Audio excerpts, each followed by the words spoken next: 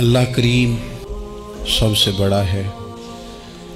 नबी अकरम नूर मुजस्सम सल्लल्लाहु ताला अलैहि वसल्लम अल्लाह के महबूब मुतलक हैं। हम अल्लाह के बंदे हैं और रसूल कायनात के ग़ुलाम हैं सल्लल्लाहु अलैहि वसल्लम। हमारा एक बहुत बड़ा तारुफ है। इबादुर रहमान कहा है अल्लाह ताला ने अपने बंदों को। हमें कहा है कि तुम बेहतरीन उम्मत हो। अल्लाह करीम ने एजाज़ात से नवाजा है। जिन लोगों के पास इतनी बड़ी निस्बतें हों, इतने बड़े हवाले हों, इतनी बड़ी ताकतें हों, उनके पास ज़ाहिरी तौर पर अगर लोगों का जत्था ना भी हो और ज़ाहिरी तौर पर अगर मालो असबाब वक्ती तौर पर न भी हों, इक़्तिदार, ओहदा और बड़े लंबे चौड़े नारे उनके पीछे नाम भी लग रहे हों, तो ये बहुत बड़ा तारुफ नहीं कि अल्लाह के बंदे हैं और रसूल करीम के ग़ुलाम हैं। और क्या ये तारुफ जीने के लिए, ज़िंदा रहने के लिए और गर्दन उठाकर जीने के लिए बहुत बड़ा तारुफ नहीं? बावजूद इतने बड़े तारुफ के अगर कोई बंदा कमज़ोर कमज़ोर बातें करे, कच्ची पक्की गुफ्तगू करे और वो अपने आप को बार बार मज़लूम साबित करने की कोशिश करे, वो बार बार अपने ज़ख्म दिखाए ताकि वो काबिल रहम करार पाए, तो ये बातें एक मोमिन को, एक मुसलमान को, अल्लाह के एक बंदे को ज़रा ज़ेबा नहीं देती, ज़रा अच्छा नहीं लगता। मुसलमान आसाबी तौर पर, ज़हनी तौर पर, नफ्सियाती तौर पर एक ताकतवर कौम है।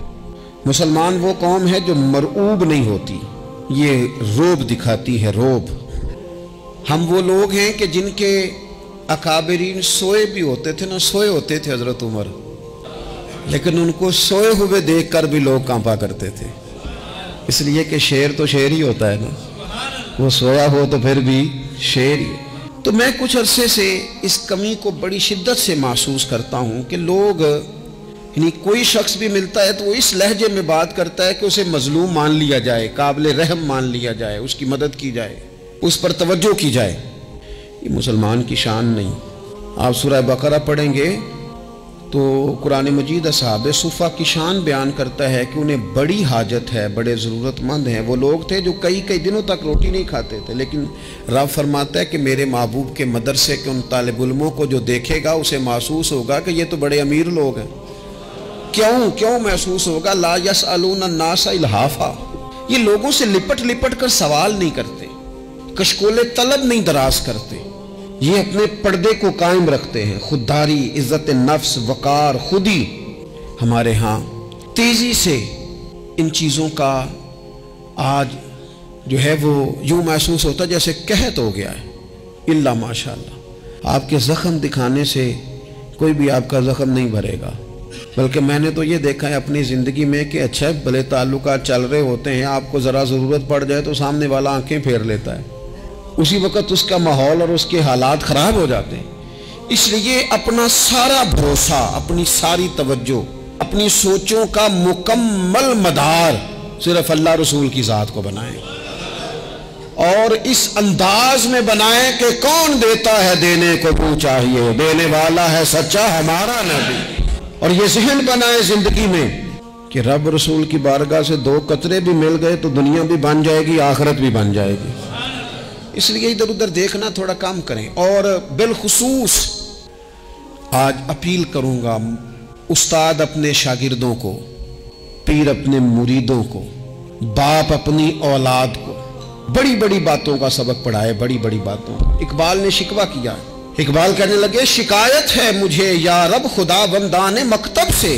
ये जो उन्हें कहते हैं कि जनाब पढ़ जाओगे तो रोटी अच्छी मिलेगी, ये उन्हें कहते हैं पढ़ जाओगे तो कार में बैठोगे, पढ़ जाओगे तो कोठी बना लोगे, ये क्या सबक पढ़ा रहे हैं भला? इनको तो तुम बड़े बड़े बातें बताओ, इन्हें कहो पढ़ोगे तो दुनिया में हुजूर के दीन का इनकलाब बर्पा करोगे। तुम इन कहो कि तुम पढ़ोगे तो तुम एक पूरा पूरा मुल्क चलाओगे, तुम इनकलाब बर्पा करोगे। उठ बांध कमर क्यों डरता है, फिर देख खुदा क्या करता है। इकबाल कहने लगे ये तुम क्या सबक पढ़ा रहे हो कि रोटी सही मिल जाएगी, चंदा इकट्ठा करने का तरीका आ जाएगा। कहने लगे शिकायत है मुझे या रब खुदा बंदाने मकतब से। सबक शाही है और बच्चों को दे रहे हैं खाकबाजी का। اڑنے والی تعلیم تھی اور یہ انہیں رینگنے کا سبق پڑھا رہے ہیں۔ تگڑی تگڑی باتیں بچوں کو سکھاؤ، تگڑی تگڑی۔ یہ پھر سارے نہ ڈھونڈتے پھریں کہ وہ فلانا جو ہے نا چاچا امیر ہے تو ماموں امیر ہے تو فلانی خالہ باہر ہے تو فلانا ذرا مہربانی۔ کوئی بھی نہیں مہربانی کرتا۔ مہربانی جب بھی کرتا ہے یا خدا کرتا ہے یا مدینے والے محمد مصطفیٰ کرتے ہیں۔ اپنی توجہات کبھی بچوں کو دیکھیں، حضرت لقمان اپنے بیٹے کو کیا کہتے ہیں؟ کہتے ہیں یا بنی اقم الصلاۃ وامر بالمعروف وانہی عن المنکر۔ حضرت لقمان اپنے بیٹے کو سمجھاتے ہیں، کہتے ہیں اے بیٹا نماز قائم کرنا، لوگوں کو بھلائی کا حکم دینا، برائی سے منع کرنا، وَاصْبِرْ عَلَىٰ مَا أَصَابَكَ، اور جب مصیبت پہنچے تو صبر کرنا، ادھر ادھر رونا دھونا نہ کرنا۔ نماز پڑھنا، بھلائی کا حکم دینا، برائی سے منع کرنا، اور اگر کوئی مصیبت پہنچے تو اس پر صبر کرنا۔ کتنے کام ہو گئے؟ 4۔ ایک نماز پڑھنی ہے، ایک بھلائی کا حکم دینا ہے لوگوں کو، ایک برائی سے، اور اگر کوئی مشکل آئے تو کیا کرنا ہے؟ ان ذالک من عزم الامور۔ فرمایا بیٹا یہ بڑی ہمت والے کام ہیں، ہمت والے کام کرنا، ہمت والے، طاقتیں اپنی قائم رکھنا، کمزور نہ پڑنا، لوگ تمہارے آنسو نہ دیکھیں، کوئی تمہیں تڑپتا نہ دیکھے۔ چھوٹا چھوٹا زخم لے کر لوگ سگنل پہ کھڑے ہیں، چھوٹی چھوٹی مجبوریاں لے کر لوگ مانگنے کے لیے دروازوں پر کھڑے ہیں۔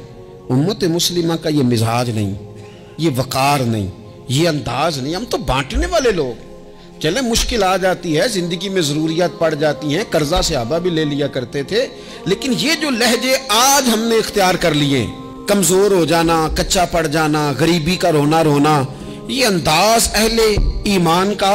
بچوں کو طاقتور ہونا چاہیے۔ میرے نبی کریم صلی اللہ تعالی علیہ وآلہ وسلم نے نا ارشاد فرمایا، ایسا نہیں ہے کہ کوئی بندہ کمزور ہے تو وہ ناپسندیدہ ہے، یہ نہیں فرمایا کہ جو بزدل ہے تو وہ بڑا کوئی کٹا ہوا آدمی ہے، لیکن حضور فرماتے ہیں، صحیح مسلم میں حدیث موجود ہے، حضور فرمانے لگے طاقتور مسلمان نا اللہ کی نظر میں بزدل مسلمان سے زیادہ پیارا ہے۔ طاقتور ہے نا، اس کی شان زیادہ ہے۔ یہ جو با ہمت ہے، با حوصلہ ہے، جس کے اعصاب مضبوط ہیں، یہ رب کریم کی بارگاہ میں باوقار ہے، اللہ کے حضور اس کی قدر ہے۔ اور حضور علیہ الصلوۃ والسلام صحابہ کو دعائیں سکھایا کرتے تھے، اور تعلیم امت کے لیے خود بھی حضور وہ دعا فرمایا کرتے تھے، کہتے تھے اے اللہ بزدلی سے بچا، کنجوسی سے بچا، اے اللہ اس بڑھاپے سے بچا جو انسان کو بڑا پریشان کر دے۔ حضور دعائیں مانگا کرتے تھے۔ دیکھیں بیمار انسان ہو جاتا ہے، اگر وہ سوچے نا رب کی طرف سے ہے تو پھر بیماری کا لوگ بڑا مزہ لیتے ہیں، کیونکہ جب بندہ بیمار ہوتا ہے تو نفسانی خواہشات ساری ختم ہو جاتی ہیں۔ اور میں اکثر دوستوں سے کہتا ہوں کہ بعض چیزیں ایسی ہیں جو وجد میں لے آتی ہیں بندے کو، اگر وہ غور کرے تو۔ آپ یہ حدیث پاک سنیں، حضور علیہ السلام نے فرمایا بیمار کے ساتھ ضد نہ کرو کہ ضرور کھا، ضد نہ کرو، اس لیے کہ اللہ اسے کھلا بھی دیتا ہے، پلا بھی دیتا ہے۔ اب جب کسی کو پتہ چلے کہ میں بیمار ہوں تو رب مجھے کھلا پلا رہا ہے تو مجھے بتائیے بیماری کتنی پیاری لگے گی، بیماری میں کتنا سرور آئے گا۔ پھر تو انسان ہمیشہ چاہے گا کہ مجھے وہ چیزیں ملیں جو مجھے اللہ تبارک و تعالیٰ کی بارگاہ کے قریب کر دیں۔ دوسری بات یہ ہے کہ میدان میں جب انسان اترتا ہے نا تو اسے ایک بات اپنے ذہن میں رکھنی چاہیے کہ جیت اور ہار یہ اللہ تعالیٰ کے دست قدرت میں ہے، لیکن جب وہ لڑے تو جیتنے کے لیے لڑے۔ ہمارے ہاں نا بہت سارے لوگ لڑنے سے پہلے ہی ہارے ہوئے ہوتے ہیں، میدان میں نکلنے سے پہلے ہی وہ کمزور باتیں کر رہے ہوتے ہیں، ابھی سفر شروع نہیں ہوتا، وہ کہہ دیتے ہیں نہیں جناب آپ کی بات تو ٹھیک ہے پر کیسے ہوگا، کیوں کر ہوگا، لوگ تو آج کل چلتے ہی نہیں، بڑے مسئلے خراب ہیں۔ اور پھر کچھ لوگ ایسے ہیں جن کی باتیں سن کر بندے بیک گیئر لگا لیتے ہیں، اور میں نے دیکھا باتیں کرنے والے وہیں رہتے ہیں اور کام کرنے والے کہاں سے کہاں چلے جاتے ہیں۔ یہ یقینی نہیں کہ جیتیں گے، لیکن جب میدان میں اترے نا تو پھر ہمیشہ جیتنے کے لیے اترے۔ کوشش کریں کہ میں نے اس انداز میں نکلنا ہے کہ میں نے نہ جیتنا ہے۔ حضرت مولا علی شیر خدا کرم اللہ تعالی وجہ الکریم سے کسی بندے نے پوچھا حضور آپ ہر میدان میں کامیاب کیوں رہتے ہیں؟ فرمانے لگے جیت ہار تو رب کریم کے دست قدرت میں ہے، لیکن جب میں اترتا ہوں نا میدان میں تو میں دشمن دیکھ کے پہلے ہی فیصلہ کر لیتا ہوں کہ میں نے اس کے پیٹ میں خنجر مارنا ہے کہ گلے پہ، میں جیتنے کے لیے میدان میں اترتا ہوں۔ تو آپ دیکھ لینا دیواریں ہلتی رہتی ہیں اور در کانپ جاتا ہے، علی کا نام سن کر اب بھی خیبر کانپ جاتا ہے. کیوں کہ کہتے ہیں میں ذہن بنا لیتا ہوں کہ میں اسے کاٹ کے لاؤں گا. میں ڈرتا اور سہمتا ہوا میدان میں نہیں اترتا. ذہن ہوتا ہے کہ آج لڑوں گا تو جیتوں گا. آج میں دیکھیں میں کیا کرتا ہوں. حوصلہ نہیں پیدا کر پا رہے بچوں میں. کچھ بچے بھی اللہ خیر کرے عزم و ہمت والے لوگوں کے پاس بیٹھتے نہیں. اور دوسرا ہم اپنے بچوں کا کسی کو آئیڈیل بھی نہیں بننے دیتے. بچے کسی کا نام لیتے ہیں تو ہم کہتے ہیں پتر چھاڑ پرا. یہ دور ہی نہیں ہے. ہم کوئی ایسا ذوق، کوئی مزاج، کوئی طبیعت پیدا ہی نہیں ہونے دیتے. کچھ آنے والی نسل کا مزاج ہے کہ وہ اٹھنا نہیں چاہتی، بیٹھنا نہیں چاہتی، چلنا نہیں چاہتی. وہ چاہتی ہے میں لیٹی رہوں، موبائل میرے ہاتھ میں رہے، باقی سارے کام ریموٹ کنٹرول ہو. جب انسان دیکھیں نا، ایک ڈاکٹر صاحب کے پاس ایک دفعہ میں گیا تو ایک مریض کو وہ سمجھا رہے تھے. اسے کہہ رہے تھے کہ تو تھوڑی ورزش بھی کیا کر، تھوڑی ورزش بھی کیا کر. اور ساتھ انہوں نے بڑی اچھی بات کی. کہنے لگے اللہ تعالیٰ نے نا جسم میں جوڑ بنائے ہیں، یہ گھٹنے ہیں، یہ کونیاں ہیں، اللہ نے جوڑ بنائے ہیں. اسی لیے تو بنائے تھے کہ تھوڑی ان کو حرکت بھی دی جائے. لیکن اگر آپ ان جوڑوں کو حرکت ہی نہیں دیں گے تو یہ تو زانگا لود ہو جائیں گے. تو کام زندگی میں عزم کے ساتھ، ہمت کے ساتھ. اور سب سے بڑی مضبوطی یہ ہے کہ آپ یہاں سے مضبوط ہوں، آپ اعصابی طور پر مضبوط ہوں. یہ جو کمزوری ہے نا، ذہنی کمزوری، میں نہیں پسند کرتا کہ مطلب خواتین بچوں کو اس لیے ڈرائیں کہ بیٹا او ہو بلی آ گئی ہے. بلی کیا ہوتی ہے جی؟ لیکن جو خواتین آج بھی بچوں کو بلی سے ڈرائیں گی، اچھا اس کو ڈرا بلی سے رہی ہوتی ہیں اور ساتھ کہہ رہی ہوتی ہیں ماما کا شیر. یہ آپ کا شیر بلی سے ڈرتا ہے، یہ اماں کا شیر بلی سے ڈر رہا ہے. آپ نے اسے بلی سے ڈرا دیا اور نام شیر رکھ دیا ہے. یہ کیسا شیر ہے کہ جو بلی آتی ہے تو بھاگ جاتا ہے. یہ ماحول مطلب متضاد ہے. یہ کاکروچ دیکھ کر چیخیں مارنا نا، یہ برگر فیملی ہونے کی علامت ہے. چھپکلی دیکھ کر نا چیخیں مارنا، یہ امیر گھروں کی علامت ہے، پڑھے لکھے لوگوں کی علامت. یہ کیا مذاق ہے؟ جو قوم چھپکلی سے ڈرتی ہے، کاکروچ سے ڈرتی ہے، اور جو لوگ کہتے ہیں ہو یہ جناب یہ تو اندر میرے وہ آ گیا ٹوکا تو یہ کھا جائے گا، تو یہ قوم انقلاب برپا کرے گی، یہ میدانوں میں نکلے گی. بڑے خوبصورت انداز میں ویڈیو بنا کے تو اس کو شیئر کیا جاتا ہے کہ وہ جی قربانی والے دن بکرا ذبح ہو رہا تھا تو بچہ رو پڑا. کیا بات کرتے ہیں آپ؟ یہ جہاد کرے گا بچہ کل کو جو بکرے ذبح ہونے پہ روتا ہے؟ اعصابی مضبوطی ذہنی طور پر مضبوط کب ہوتی ہے؟ جب انسان اخلاقاً مضبوط ہوتا ہے، اس کی طبیعت وزادار ہوتی ہے، اس کا مزاج اسے مضبوط کرتا ہے. آپ ایک حدیث دیکھیں، ترمذی میں موجود ہے. حضور علیہ الصلوۃ والسلام نے فرمایا جب اللہ تعالیٰ نے زمین کو پیدا کیا تو زمین ہلنے لگی. اللہ نے پہاڑوں کو میخیں بنا کر، قلعے بنا کر زمین میں لگا دیا تو زمین ٹھہر گئی. فرشتے فوراً عرض گزار ہوئے کہ مالک تیری سب سے طاقتور مخلوق یہ پہاڑ ہیں؟ فرمایا نہیں، لوہا جو ہے نا وہ پہاڑوں سے بھی طاقتور ہے، کیونکہ لوہا پہاڑ کو کاٹ دیتا ہے. یا اللہ پھر لوہا سب سے طاقتور ہے؟ فرمایا نہیں، آگ اس سے بھی طاقتور ہے. کیا آگ سب سے طاقتور ہے؟ تو فرمایا نہیں، پانی بھی ہے. کیا پانی طاقتور ہے؟ فرمایا ہوا بھی ہے جو پانی کا رخ پھیر دیتی ہے.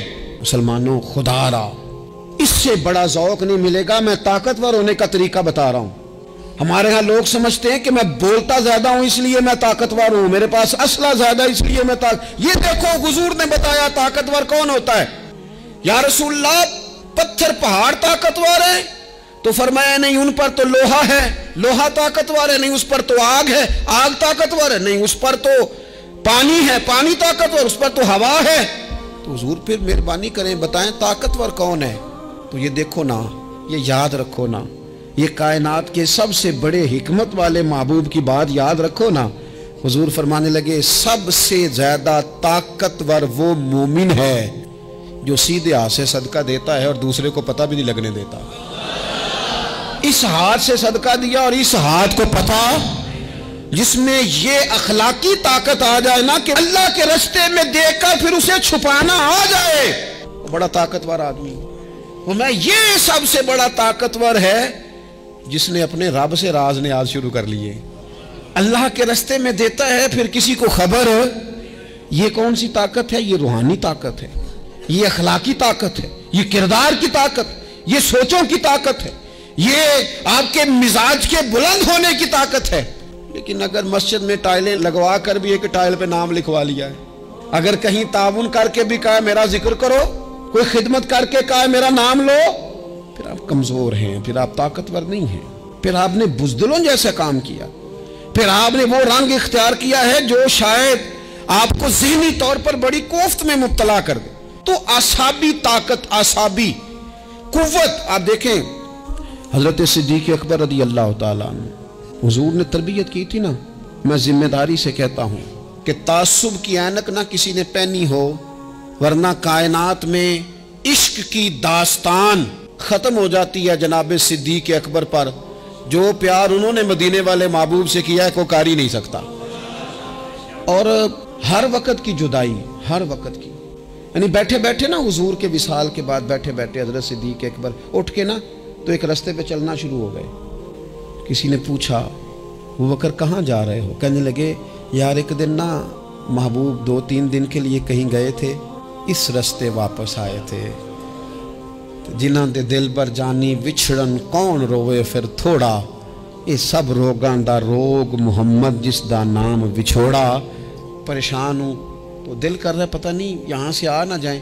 اتنا زیادہ محبوب کی غلامی اور نبی پاک کی محبت کا ذوق، لیکن اعصابی طور پر مضبوط کتنے تھے؟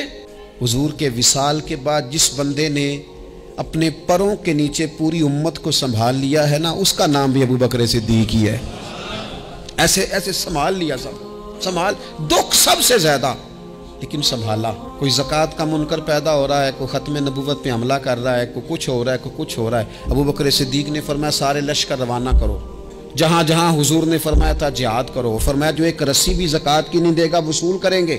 لوگوں نے کہا حضور حالات بڑے اور طرح کے ہیں، کیسے کام چلے گا؟ حضرت عمر جیسے دلیر بندے بھی کہنے لگے جناب یہ نظام کیسے چلے گا؟ تو ابو بکر صدیق فرمانے لگے عمر تجھے تیری ماں روئے، تو بڑے مضبوط مزاج کا تھا، یہ مجھے کیا پیغام دے رہا ہے؟ فرمایا عمر یاد رکھ اگر میں مدینہ منورہ میں اکیلا بھی رہ گیا اور جنگل کے درندے میرا آ کے گوشت بھی نوچ کے لے گئے تو پھر بھی میں ان اصولوں پر کھڑا رہوں گا جن اصولوں پر مدینے والے رسول نے مجھے کھڑا کیا ہے۔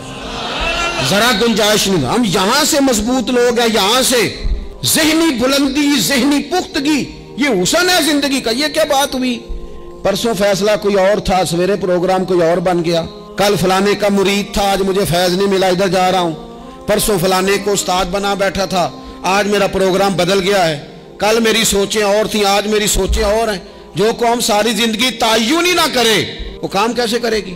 جو رستے کا آغاز ہی نہ کرے وہ منزل پر کیسے پہنچے گی؟ تو کمزور باتوں سے نکلیں، بزدلانہ سوچوں سے باہر آئیں، طے کریں زندگی میں یہ کچھ ہم نے کرنا ہے۔ میں نے کہا ہے نکلے میدان میں جیتنے کے لیے، پھر رب کی مرضی ہے، پھر اللہ کی مرضی ہے۔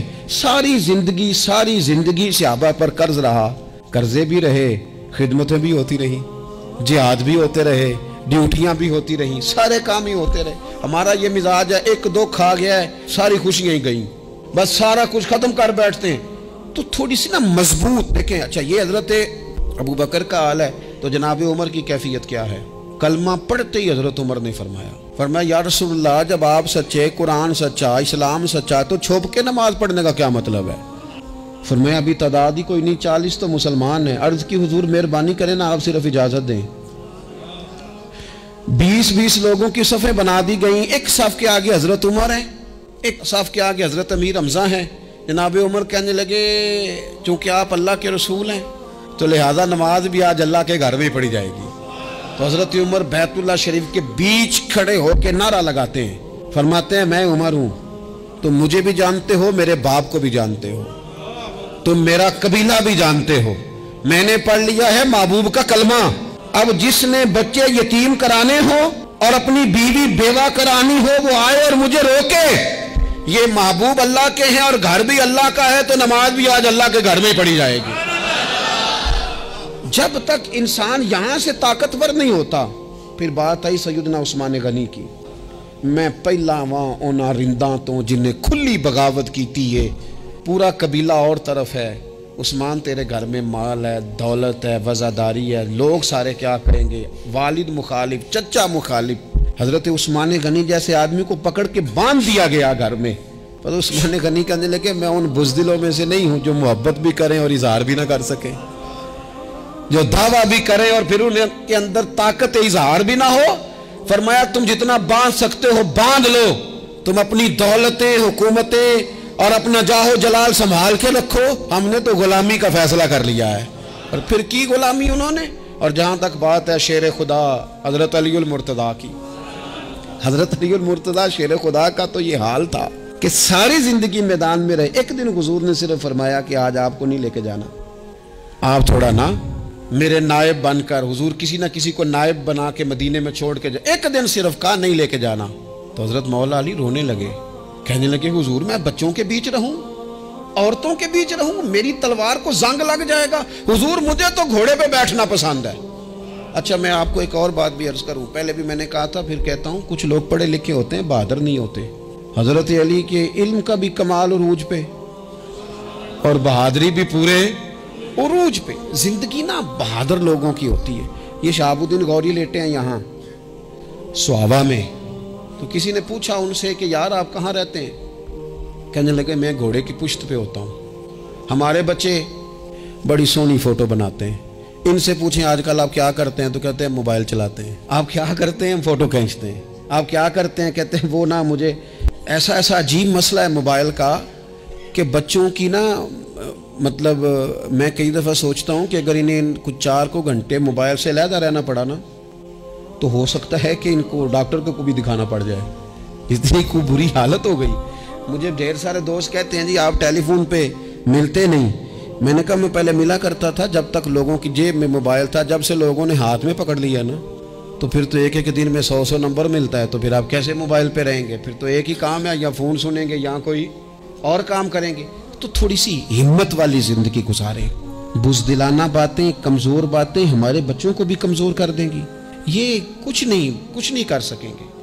حضرت سیدنا عبداللہ بن زبیر رضی اللہ تعالیٰ عنہ، یہ مدینہ منورہ میں پیدا ہونے والے سب سے پہلے بچے ہیں۔ حضرت سیدنا ابوبکر صدیق رضی اللہ تعالیٰ عنہ کے نواسے ہیں، حضور کے پھپھو جناب صفیہ کے پوتے ہیں، اور عشرہ مبشرہ صحابی حضرت زبیر بن عوام ان کے بیٹے ہیں۔ شروع سے ہی بڑے بہادر تھے۔ ایک دن کچھ بچے گلی میں کھیل رہے تھے تو ایک شخص نے آ کے نا چیخ ماری، ڈرایا، سارے بچے بھاگ گئے۔ جناب عبداللہ ابن زبیر کہنے لگے کیوں بھاگتے ہو؟ اب چیخوں سے بھی ڈرو گے؟ واپس آؤ سارے، میں تمہارا امیر ہوں، آؤ ذرا اس پر حملہ کریں۔ ہم سارے بھاگے اور یہ اکیلا کھڑا رہے۔ اس پر حملہ کیا، وہ ڈرانے والا خود ڈر کے بھاگ گیا۔ تھوڑا سا نا مزاج، ذہن، طبیعت دیکھیں نا، بدتمیزی اور چیز کا نام ہے لیکن گفتگو کا مضبوط ہونا یہ اور چیز کا نام ہے۔ بچوں کو جب پوری طرح یہاں تو ہم ان کو اس قدر زیادہ کمروں میں بند رکھتے ہیں کہ جب وہ نکلتے ہیں باغی ہو جاتے ہیں، یہاں پھر یہ ہوتا ہے کہ ان کے اندر جو صلاحیتیں ہوتی ہیں وہ پوری طرح دب جاتی ہیں، وہ جو کیفیات ہوتی ہیں جو ایک مردانہ وصف میں ہونی چاہیے ان کے اندر موجود نہیں ہوتی۔ اقبال کہتے ہیں آئین جواں مرداں حق گوئی و بے باکی، اللہ کے شیروں کو آتی نہیں روباہی۔ اور یہ جو سہمے دوست ہیں نا بالخصوص غریب طبقے سے، ان سے میں عرض کروں گا کبھی کسی کی گاڑی دیکھ کر مرعوب نہیں ہونا، کبھی کسی کے مہنگے کپڑوں کے روب میں نہیں آنا، کبھی نہیں۔ حالات کے سہمے ہوئے لوگوں کو بتا دو حالات بدل جاتے ہیں، ایک جیسے نہیں رہتے۔ کبھی کمزور نہ پڑیں اور جگہ جگہ اپنے دکھ بھی نہ بتائیں، جگہ جگہ اپنے دکھ نہ بتائیں، ہمت کریں۔ وہ ایک شاعر نے کہا تھا کہ با ہمت لوگ کبھی ہارا نہیں کرتے، یا وہ جیت جاتے ہیں یا کچھ سیکھ جاتے ہیں۔ وہ نا میدانوں میں رہتے ہیں، کمزور نہ پڑیں۔ یہ جو اتنا لمبی لسٹ بن گئی ہے نا، اتنی لمبی لسٹ مانگنے والوں کی، اتنا لمبی فہرست ہو گئی ہے ہر سگنل پہ، ہر چوک میں، ہر رش والی جگہ پہ، یہ بتاتی ہے کہ لوگ اس کو آر ہی نہیں سمجھتے، کمزوری نہیں سمجھتے، طاقت والا مزاج۔ حضرت عمر بہادر تھے تو بہادر لوگوں کو پسند بھی بڑا کرتے تھے۔ حضرت عبداللہ ابن زبیر چھوٹے تھے، بچوں کے ساتھ کھیل رہے تھے، اور یہ وہی حضرت عبداللہ ابن زبیر ہیں جو بعد میں امام حسین کے قاتلوں کے سامنے ڈٹ کے کھڑے ہو گئے، اور انہوں نے اعلانیہ ان لوگوں کا بائیکاٹ بھی کیا اور ان لوگوں کے ساتھ سفارا بھی ہوئے، حضرت عبداللہ ابن زبیر۔ اور فرماتے ہیں کہ میری ماں 90 سال سے زیادہ عمر تھی حضرت اسماء بنت ابی بکر کی، جب میں نے انہیں کہا نا اماں وقت آ گیا ہے شہادت کا، تو میری اماں مجھے کہنے لگی پتر میدان میں رہنا، میدان میں بکرے کو ذبح ہوتے وقت تکلیف ہوتی ہے، جب اس کی کھال اتاری جائے پھر کوئی تکلیف نہیں ہوتی، ایسے ہی کمزور نہ پڑنا۔ ہمارے ہاں تو لوگ کہتے ہیں پتر اندروں کنڈی لے لے ساڑی نہیں لڑائی، اور جب ہمارے گھر آگ آئے گی پھر اسے ہم بند کریں گے، ابھی نہ تو بالکل باہر نہ نکل۔ کیسے قوم آگے بڑھے گی؟ جرتیں کیسے پیدا ہوں؟ اور جو کچھ کہہ نہیں سکتے وہ منوائیں گے کیسے؟ جو بات کرنے کی طاقت نہیں رکھتے وہ اپنا منوائیں گے کیسے؟ حضرت عبداللہ ابن زبیر رضی اللہ تعالیٰ عنہ اپنے دوستوں کے ساتھ گلی میں کھیل رہے تھے، جناب عمر فاروق آ گئے۔ حضرت عمر فاروق کا جلال تھا، بچے ان کو دیکھ کے دوڑ گئے۔ حضرت عبداللہ ابن زبیر کھڑے ہیں، حضرت عمر قریب آئے، کہنے لگے پتر آپ کیوں نہیں دوڑے؟ حضرت عبداللہ ابن زبیر چھوٹے سے ہیں، کہنے لگے جی کیوں میں دوڑتا، میں نے کوئی جرم کیا ہے؟ کوئی میں نے غلطی کی ہے؟ بھلا کیوں دوڑوں؟ آرام سے کھیل رہے ہیں اور نہ ہم نے کوئی رستہ بند کیا، جگہ ہے، آپ نے گزرنا تو گزر جائیں۔ چاہیے تھا نا حضرت عمر ناراض ہوتے، پر جناب عمر نے ماتھا چوم لیا۔ کہنے لگے کیا بات ہے بیٹا، ان چیزوں پر ذرا قائم رہنا۔ کہنے لگے جرم کی ہے، کیا مطلب ہے اس بات کا کہ فلانا ہے تو دوڑ جا؟ کیوں دوڑیں جی؟ تو ہم نے جو قوم کو سکھانا شروع کیا ہے نا، دیکھیں فقر اور چیز ہے، درویشی اور چیز ہے، سادگی، لیکن ظلم سہنا اور چیز ہے۔ دنیا میں قتیل اس سا منافق نہیں کوئی جو ظلم تو سہتا ہے بغاوت نہیں کرتا۔ اپنی زندگی میں عزم کو، ہمت کو، نظریے کو بلند کریں، مظلومانہ مزاج نہ پیدا کریں، بلا وجہ دکھ سنا کے اپنے آپ کو کمزور نہ کریں۔ یاد رکھیں اگر ہم اپنے دکھ کسی کو سنا رہے ہیں اور اپنے آپ کو بڑا غریب ثابت کر رہے ہیں تو ایسا نہ ہو کہ ہمارے بچے اس کا برا اثر لے جائیں۔ خودداری سے جینا سکھائیں، عزت نفس سکھائیں، ہر وقت گھر کے اندر، کلاس کے اندر، اپنے دوستوں کی جمعیت کے اندر کمزور باتیں نہ کریں، رو دھو کے وقت نہ گزاریں۔ رونے سے بھی رات گزر جاتی ہے، ہنسنے سے بھی رات گزر جاتی ہے، ناشکری سے بھی دن بیت جاتا ہے اور شکر سے بھی، لیکن بس بات اتنی ہے کہ شکر والوں کا ذرا صحیح بیت جاتا ہے، ہنسنے والوں کا ذرا صحیح بیت جاتا ہے۔ زندگی میں عزم کے ساتھ، ہمت کے ساتھ لوگ جس حال میں مرنے کی دعا کرتے ہیں، معاذ اللہ، لوگ جس حال میں مرنے کی دعا کرتے ہیں ہم نے اس حال میں جینے کی قسم کھائی ہے۔ اللہ تعالی ہمیں سمجھنے کی توفیق عطا کرے۔ آخر دعوانا ان الحمدللہ رب العالمین۔